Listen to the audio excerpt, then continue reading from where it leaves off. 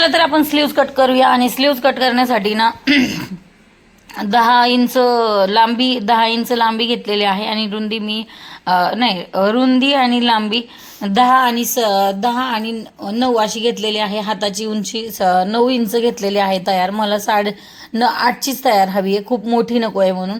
आणि हाताची घडी हात म्हणजे घडी जी असते आपण ब्लाऊज कटिंगला ती 10 घेतलेली आहे.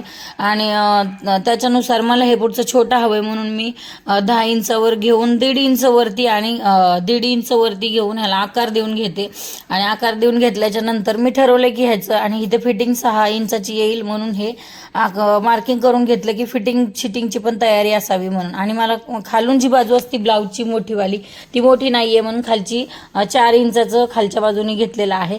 आणि इथून आपण ब्लाऊजची कटिंग करत आहोत. आणि इथून 1.5 इंच घेतलं ना तिथून कटिंग करायची. आतला फ्रंटचा पार्ट मागचा पार्ट दोन्ही कटिंग करून घ्यायचं.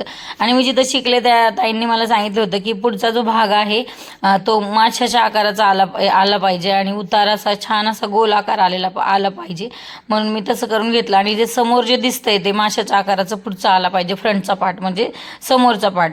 तर त्याच्यासाठी ते पण कटिंग करून घेतलं. आणि मी डिझाईन ऑलमोस्ट मनात ठरवली होती की आपण डिझाईन काय करायची, पण विचार करत होते की कॅनव्हास लावून करायची की बिना कॅनव्हासची करायची असं ठरवलं होतं. ब्लाऊज शिवताना एवढं मूड येतो की अरे आपला ब्लाऊज आहे खूप छान शिवायचा, असं करायचं तसं करायचं, पण ते घालायला ते हे होत नाही. म्हणजे कितीतरी ब्लाऊज शिवून पडल्यात पण ओकेजन एकच येतं आणि मग ते तसेच राहतात. आणि व्हिडिओ साड्या घालून नवीन साडी घालून व्हिडिओ काढायला काही मला मूडच येत नाही. मग जेवढी स्लीव्ज बसती तेवढी मी पुढच्या पार्टमध्ये बसवून घेतली. कारण पाठीमागं ब्लाऊजला डिझाईन येईल असं मला तर वाटत नाही. कारण विषय असा आहे की पाठीमागं करत बसलं की मग हातावर जोड येतो आणि हातावर जोड आला की ब्लाऊज लवकर म्हणजे खराब व्हायला सुरुवात होती. आणि एक साईडला अर्धा इंच सोडून ब्लाऊजची कटिंग करून घेतली. आणि खरंच थोडंसं तरी मार्जिन सोडायला पाहिजे म्हणजे कटिंगच्या वेळेला बरं वाटतं. आणि तिथून पुढं मग असं मला तर हा कॅमेरा ठेवायला बरा वाटतो म्हणजे फ्रंटचा कॅमेरा. आता माझ्या जावेचा मुलगा आल्यामुळं त्याने ही कटिंग केली. वर 1.5 इंच सोडलं आणि खालून ब्लाऊजची म्हणजे जी बॉर्डर होती ब्लाऊजची साडीची ती 4.5 इंचावर ठेवली. आणि नंतर मध्ये हा डिझाईन बनवून घेतली. डिझाईन बी 1 इंचावर अगदी बनवली की खूप मोठी नको, मग मोठी बनवली की खूप असं मोठं असं होल दिसतं.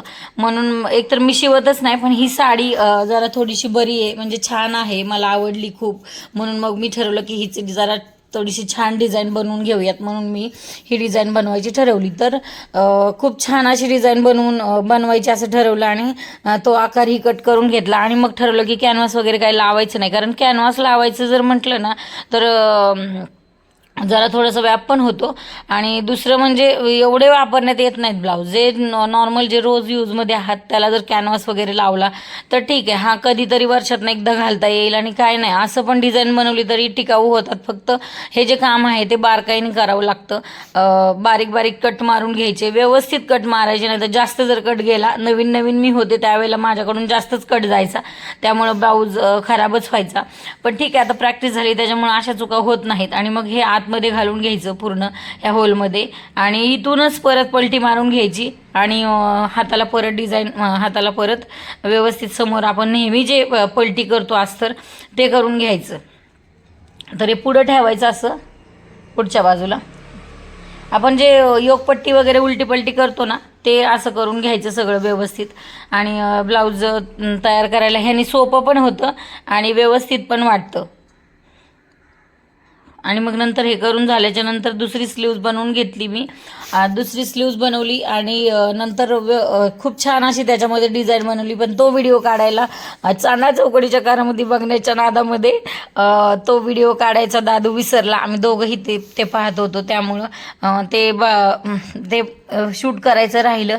मग डायरेक्ट डिझाईन ज्या वेळेला मी बनवून झाली त्यावेळेचाच व्हिडिओ शूट झाला. आणि खरंच आज ऑर्डर करणारच आहे, कारण माझ्याकडं रिंग लाईट शिवाय इतर कुठलंही सोर्स नाही आहे ज्याच्यामध्ये मी व्हिडिओ काढू शकते. असं म्हणजे मी विचार नव्हता केला की मला स्टिचिंगचा व्हिडिओ काढावा लागेल किंवा मग किचन वगैरे ठेवावं लागेल. आता मी हे सगळ्या परत गोष्टी आता छोटा अजून हे घ्यायचं म्हटलं तर अजून ओरडतील मला, म्हणजे काय अरे एवढे पैसे ह्याला खर्च केले तू अजून हे मागते.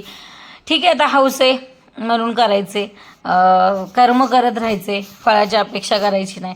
आणि नवीन नवीन गोष्टी शिकायला मिळतात, नवीन नवीन काहीतरी होते, आपण चांगलंच करतोय हे धरून आपण चालायचं आणि कायम खुश राहायचं. बरोबर आहे की नाही?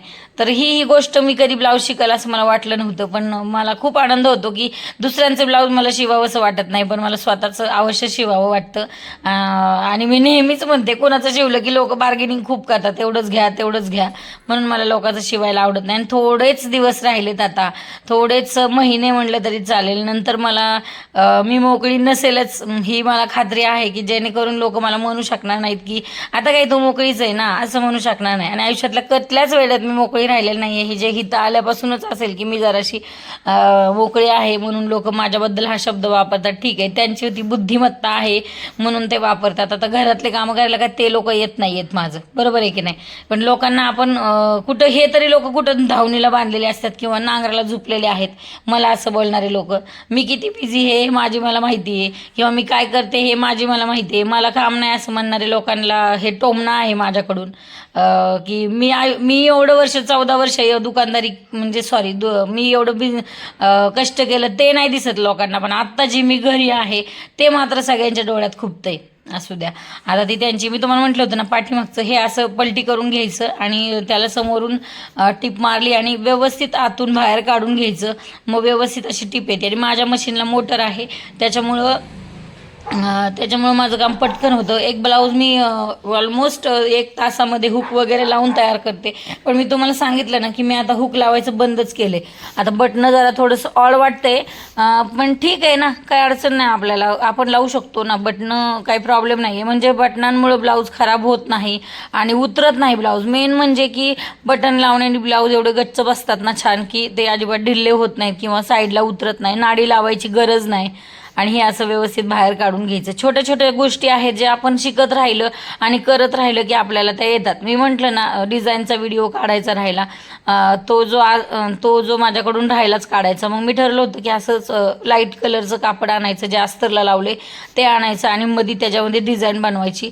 पण मी खूप शोधलं, कापड मिळत नव्हतं आणि मिळलंही नाही. आणि ज्या वेळेला मी ठरवलं की अरे आपण कापड विकत घेऊयात, पण विकत घ्यायला पण ते 1 मीटर घ्या म्हणत होते, मग ते 90 रुपयाला वगैरे भेटत होतं. मग म्हणलं ठीक आहे, एवढे 90 रुपये खर्च करायची गरज नाही, जे आहे त्यात आपण भागूयात. आणि मग मी साईडनी फिनिशिंग देऊन घेतली जरा छान अशी याला, की साईडचं अस्तर वगैरे, साईडला अस्तर आणि हे कापड जोडून घेतलं आणि जोडल्याच्या नंतर मी ह्याला फिनिशिंग देऊन घेतली, कपडा कट वगैरे केला साईडचा.